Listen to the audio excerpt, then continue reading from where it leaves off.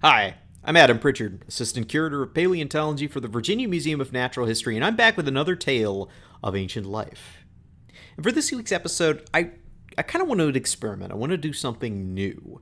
I received a question from viewer Holly Smith about the timing of some major events in the evolution of reptiles, and I thought it would be a good time to experiment with ways to talk about time. Good time to talk about time. That makes a lot of sense. As our Dinosaur Festival drive-through extravaganza is coming up on July the 23rd at the museum, I thought it would be a good time. Gotta stop saying that. It's an opportune moment to talk about timing of major events in the history of dinosaurs across the past 252 million years. So I have my colorful timeline here. The modern day, with you and me and modern Homo sapiens, is at the very far right-hand side in the yellow block, 0 million years ago. That yellow block, that's the past 66 million years, the age of mammals, where the green and yellow meet, that's 66 million years ago. Asteroid Day, the end of the age of dinosaurs. So the whole history of mammals that you know and love, from aardvarks to zorillas, from mice to whales, all of that story fits inside of this little yellow box. The rest of it is the Mesozoic era, the so-called age of reptiles, over 160 million years. So, let's tell that dinosaur story. We'll start out in the far left-hand side during the Triassic period, the purple block between 252 and 201 million years ago. I love the Triassic period. My personal favorite. At this point, Earth's continents are glommed together as the supercontinent of Pangaea. At the beginning, 252 million years ago, the Earth is recovering from the biggest extinction in its history that ended the preceding Permian period and wiped out an estimated 90% of species living on the planet at that time. As a result, the Triassic sees the evolution of all these weird and different reptile groups all over the world. And one of those groups is the dinosaurs. 230 million years ago, when they first appeared, dinosaurs are quite rare. They're not a commonplace part of the ecosystem, but as time goes on, they become more and more diverse, and there are lots of species by the end of the Triassic. But very early on, we see dinosaurs split into three great dynasties that would go on to define the Mesozoic. One is the theropods, the classic carnivorous dinosaurs. Almost all of them are walking around on two legs. Almost all of them are carnivores. Triassic examples include animals like Herrerasaurus and Coelophysis. They start out in the fossil record around the size of small dogs, but by the end of the Triassic, we see a variety of sizes. Some are at least the size of grizzly bears at that point. The next group is the sauropodomorphs. This is the dynasty of the long-necked dinosaurs. The very oldest members in the fossil record we see 230 million years ago were probably omnivores that ate both meat and plants. But very soon after that in the Triassic, they all have adaptations for eating plants. They have sort of leaf-shaped teeth. Very early on, the sauropodomorphs all have long necks, and most of them have larger back legs than arms, indicating that they at least had the ability to walk around on their hind legs. Once you get to the end of the Triassic, you have some of these biped sauropodomorphs, but you also have the first really hefty four-legged sauropods, getting a bit bigger than modern-day elephants. Finally, we have the Ornithischian dynasty. This is the group of herbivores that it kind of defies description. I can't really limit it because they did so many different things with their bodies over the Mesozoic era. The earliest members of the group start out as little two-legged animals similar in size to a small dog, but they give rise to a ton of classic herbivore dinosaur groups such as stegosaurs and horned dinosaurs. Well, you'll see. So the Triassic period comes to an end. There's another mass extinction, kills off a lot of big early reptiles that aren't dinosaurs. And honestly, the dinosaurs come out on top in the subsequent Jurassic period. We see lots of evolution between 201 and 145 million years ago. The continents begin to break up at this time, primarily into a giant northern continent of Laurasia and a southern continent of Gondwana. And honestly, the dinosaurs really start to look a bit more familiar in the Jurassic.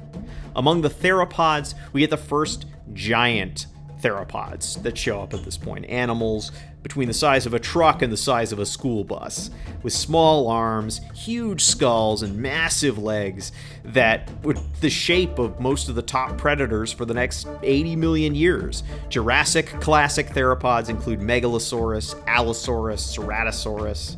Not all of the theropods of the Jurassic were large. There are a lot that stay relatively small, with every size imaginable in between the school bus-sized animals down to the size of a crow. In some of these Jurassic theropods, we see early raptor dinosaurs, animals with the first evidence of feathers on their small bodies. And towards the end of the Jurassic, some of these theropods have long wings and powerful kind of muscle apparatus in the chest. And these include the earliest birds, animals like Archaeopteryx. It is in the Jurassic period that theropods give rise to birds. Early in the Jurassic period, we lose a lot of the sauropodomorphs that had the ability to walk around on their hind legs, leaving the only members of the group, the giant four-footed sauropods. And there were a lot of them in the Jurassic, many shapes and sizes of long-necked dinosaurs, with some with tall vertical necks like Mamenchisaurs and Brachiosaurs, and some that were very long and low and slender like Brontosaurus, Apatosaurus, and Diplodocus. With long necks, long tails, and tiny heads, the body shape of sauropods established in the Jurassic is something that lasts all the way to the end of the Cretaceous period, with many species having that basic shape. And finally, the Ornithischians just go crazy in the Jurassic. There's a ton of new body shapes that show up. Some remain small bipeds like the Triassic ones, although other of the bipedal Ornithischians get big like Camptosaurus, animals the size of a rhinoceros. Others get even heftier and come down on all fours with massive plates and spikes, the earliest stegosaurs. Another group of armored dinosaurs shows up in the Jurassic, that is the ankylosaurs. They're quite rare and have armor plates all over their bodies. And finally, perhaps the rarest of all, are the ancestors of the horned dinosaurs, the ceratopsians, which is kind of a misnomer because they don't really have horns yet. The Jurassic members are teeny, cat-sized animals that have a very distinctive little beak and a tiny frill that goes much larger in the following final stage of the Mesozoic era. And this stage is the Cretaceous period, the last stage of the age of dinosaurs, although you wouldn't really know that starting out in the Cretaceous because dinosaurs seem to just be coasting along, going from strength to strength. Among the theropods, we see the evolution of even larger giants. Some of the new critters that show up during this period include horned animals like Carnotaurus, the long-snouted Spinosaurs, and towards the end, the Tyrannosaurs with their 2 fingers, their tiny arms, and their massive skulls. And there's also a huge variety of impressive smaller predators. Real diversification of raptor dinosaurs in this time, animals like Velociraptor, Utah raptor. And oddly enough, quite a few groups of theropod dinosaurs start looking really weird in this time period. We get animals with small heads, toothless beaks, leaf-shaped teeth, animals like therizinosaurs, ornithomimids, oviraptors that are just not toothy predators. They seem to be adapted for eating everything from insects to plants. So we get the evolution away from a carnivorous diet in some of these groups, tons of variety of theropods in the Cretaceous. And finally, among the theropods, the birds keep trucking along in the skies. The Cretaceous sees some birds with teeth, and some with modern toothless beaks and stubby little tails. Among the sauropods, they just kept doing what they were doing. We see an enormous variety of species on almost every continent, including the largest sauropods ever discovered, animals over 120 feet in length and weighing more than 50 tons showing up in the Cretaceous. These are animals that weigh as much as herds of elephants. And they just keep on being successful right to the end of the Cretaceous. And Ornithischians keep coming up with weird new body shapes. We lose the Stegosaurus towards the middle of the Cretaceous period. That's one of the major body plans of dinosaurs that just vanishes before the other dinosaur groups. But we get a variety of small and large biped herbivores. The last major group of those to show up is the duck-billed hadrosaur dinosaurs.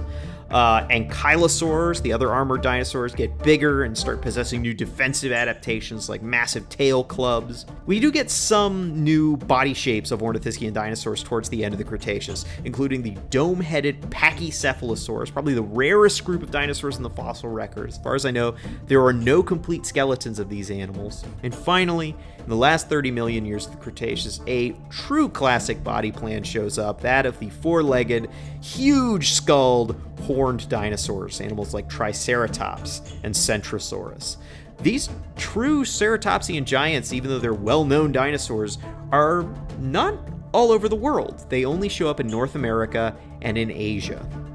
So at the end of the Cretaceous period, we actually have this amazing variety of dinosaurs, small and large, herbivore and carnivore, short and long, different species on all of the different continents of the world, but belonging to these basic shapes, as it were. But then, 66 million years ago, Earth has a real bad day and real bad couple 100,000 years, and very, very quickly we go from all this dinosaur variety to one last survivor group, the birds. And it's not clear how many bird species actually survived the extinction, but very quickly after that, the last gasp of the dinosaurs, these survivor birds, start to develop a variety of body shapes of their own. In the fossil record, we see some remain small little flyers, but we also see lakeshore-dwelling birds and swimmers, the ancestors of ducks, stubby-faced and big-beaked parrot ancestors, ocean-going swimmers like penguins. And then you think of all the other bird shapes we see around the world today: ostriches, hummingbirds, owls, hawks, herons, sparrows. All of that variety comes about from a small number of ancestors that survived the extinction 66 million years ago. And so, even though dinosaurs had a really rough day 66 million years ago, from the few survivors, they've accomplished a lot. And now we have over 10,000 species of living birds still going strong. That is the basics of the entire history of dinosaurs, and it's been a wild ride over the past 230 million years. I talk as if I've been along there with them the whole time, rather than, the past 33 years, but I'd like to think I know something about it. And of course, this was not a time when there were only dinosaurs on the planet. Organisms of all types existed at this time. Lizards, crocodiles, turtles, pterosaurs, plesiosaurs, mammals, amphibians, insects, clams, corals, ammonites, flowers, trees, ferns. They all have their own stories across the past 252 million years. And if you enjoyed this trip through dinosaur prehistory, please let us know on VMNH social media, because there are a lot more trips through timelines that we could take on Tales of Ancient Life.